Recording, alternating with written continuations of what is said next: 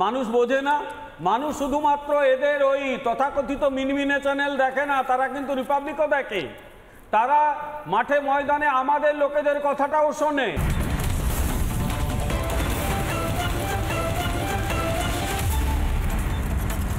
নন্দ, আমি জানি না আপনারা কি করে এটাকে কাউন্টার করবেন, কিন্তু মমতা বন্দ্যোপাধ্যায় তার গোটা টিম, তার গোটা এজেন্সি, তার গোটা বুদ্ধিজীবী সমাজ তাদেরকে লাগিয়ে দিয়েছেন টুইট করার জন্য এবং ফেসবুক পোস্টে মিথ্যাচার করবার জন্য। বিমল দা, তৃণমূল দলকে লাগিয়ে দিলেও মানুষকে বিভ্রান্ত করতে পারবে না, আমি আজকে বলে দিচ্ছি। কারণ এরা ভেবেছে যে মানুষ এদের কথায় গান গাইবে, কীর্তনের দোহার ধরবে, এরা মূল গায়ন হবে। অত বড় সস্তার ব্যাপার নাকি? মানুষ বোঝে না।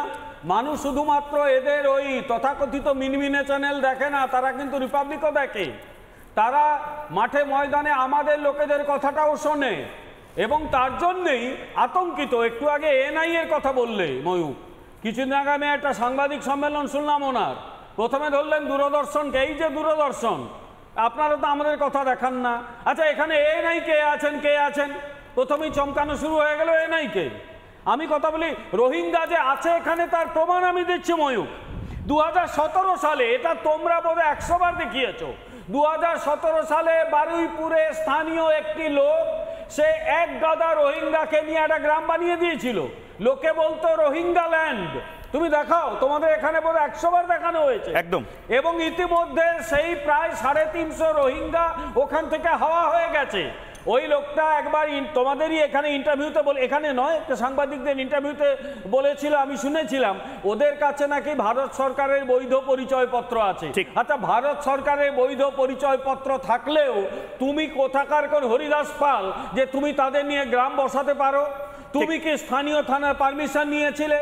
আজকে সেই লোকগুলো চলে গেলে দায়িত্ব ও হবে। এই রাজ্যের প্রশাসন কি করেছে?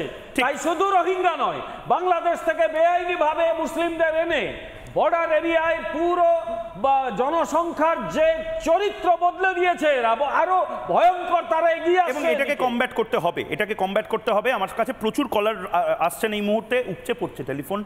অংশুমান করও আমার সাথে চলে এসেছেন এই মুহূর্তে। আরেকজন কলার এই মুহূর্তে রয়েছেন, পিসিআর বলছে এই মুহূর্তে অনলাইন হয়েছেন।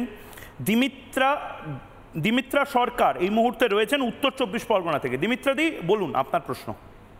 নমস্কার। নমস্কার। আমার প্রশ্ন হচ্ছে, ধরুন কারো বাবা মায়ের নাম 2002 সালের যে ভোটার তালিকা সেটাই নেই। বেশ। আমার জন্ম 2002 সালের অনেক পরে হলো, তখন আমার ভোটার কার্ড করার বয়স হয়নি। আমি করেছি কার্ডটা অনেক পরে।